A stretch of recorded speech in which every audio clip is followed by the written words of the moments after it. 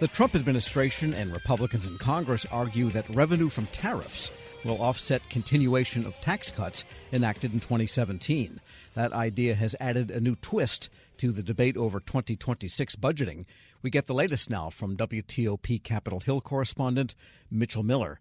And it's a little bit complicated, but the Trump administration, Mitchell, will be submitting its 2026 plan, and the tax cuts and the tariffs are tied in with it now, aren't they?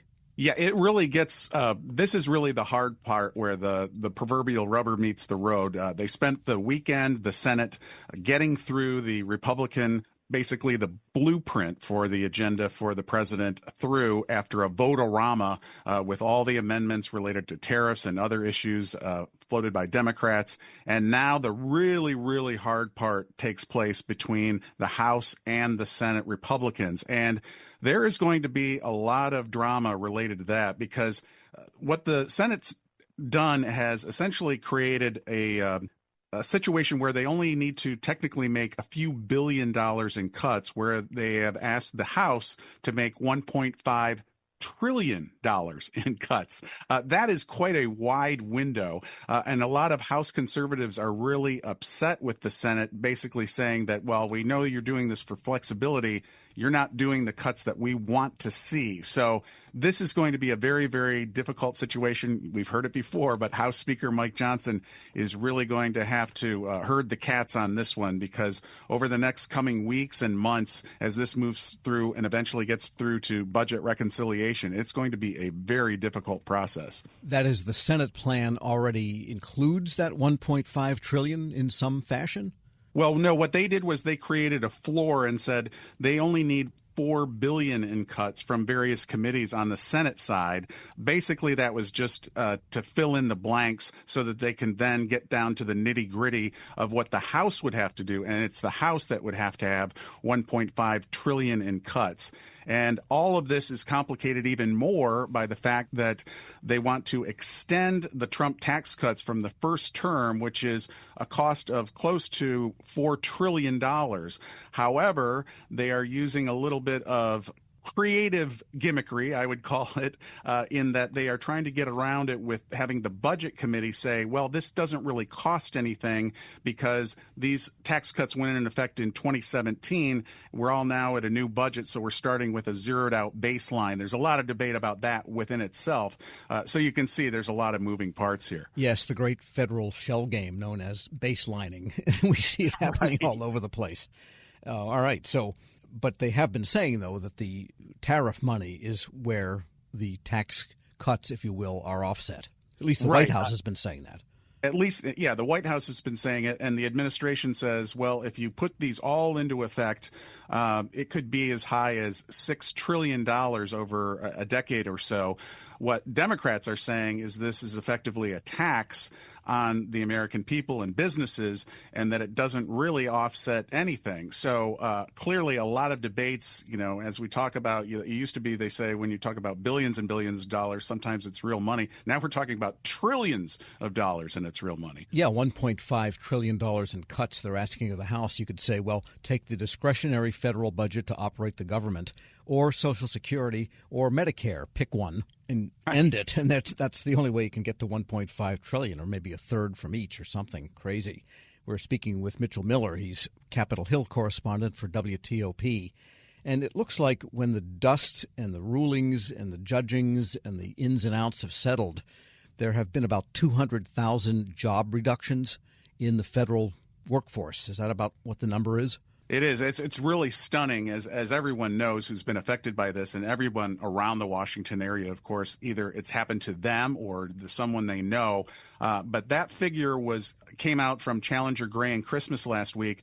More than 215,000 people cut from the federal government effectively in March. And then if you go back into February, the number is close to 280,000.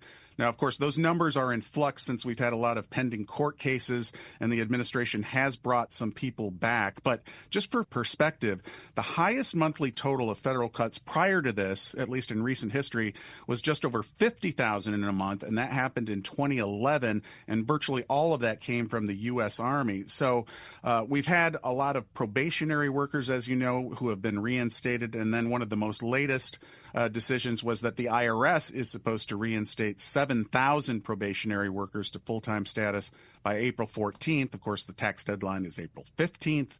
The IRS, by the way, has processed about 80 million individual tax returns, more than half of what's expected. That was as of a few weeks ago, but certainly a lot of work still to be done and a lot of different things happening with the IRS and all these other agencies that are trying to juggle all these different demands. And besides rallies and having job fairs and attending those kinds of things, Congress has seemed powerless to do anything about the job cuts. Yeah, it's really quite amazing that Congress is almost powerless at this point, at least on the Democratic side. I mean, they are trying to do everything you mentioned. There was a meeting with the Education Secretary last week where Democratic lawmakers who have complained about what's happened with the Education Department. That was one of the few cases where you actually had an agency head meet with lawmakers who have been saying everything is shrouded in secrecy. So that was a little bit of a victory for Maryland Congressman Jamie Raskin and some of the other Democrats. But again, that's an agency that's been basically sliced in half just over the last month or so. So that is going to continue. The Democrats are plugging away in all these different court cases. There are dozens of court cases, as you know, across the country. One of the most recent rulings was actually in Maryland, and that kind of trimmed down a ruling related to probationary employees, saying that 18 federal agencies have to retire probationary employees that are in 19 states as well as D.C. So that was a little bit of a narrowing of a ruling that he made earlier. But certainly we're going to just see all of these court cases playing out over the months and years probably. Yeah, and those judges will all get impeached anyway, I guess, or maybe not. It's hard to That's tell a whole nother point. Discussion, right? Yeah, not going there on that one. And interestingly, in the pandemic, of course, that gave rise to the mass telework, which is now effectively over for the federal government. Why was the House talking about proxy voting? That was definitely an artifact of the pandemic era. Right. So just as a quick bit of history, Republicans in the House during COVID essentially said we don't want to have proxy voting. We still want everybody here on the floor voting physically. So there was a big clash over that. Then we got through COVID.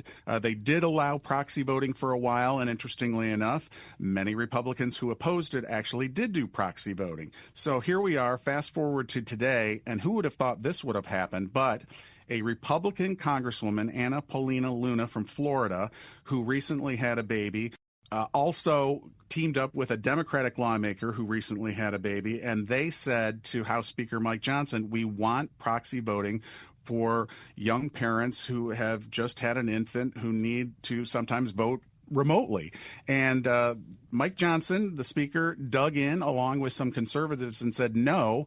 She pushed it through a legislative procedure that basically gets it to the floor. They had a clash over it, and then they left town after just 2 days in session. So now they come back. They're trying to hash out an agreement on this, and it looks like they are getting closer to it. Interestingly enough, President Trump weighed in and said he didn't really have a problem with proxy voting, which of course puts the House Speaker in an odd position because he's been fighting Anna Paulina Luna on this issue. So at any rate, I think what they're going to do is have a compromise. You may have remembered that word from political past, where they will allow some of the lawmakers who are in this unique position with infants to proxy vote, but overall the proxy voting would not be allowed in the House. We'll see how that plays out over the next few days. Well, safe to say Mike Johnson never had a baby.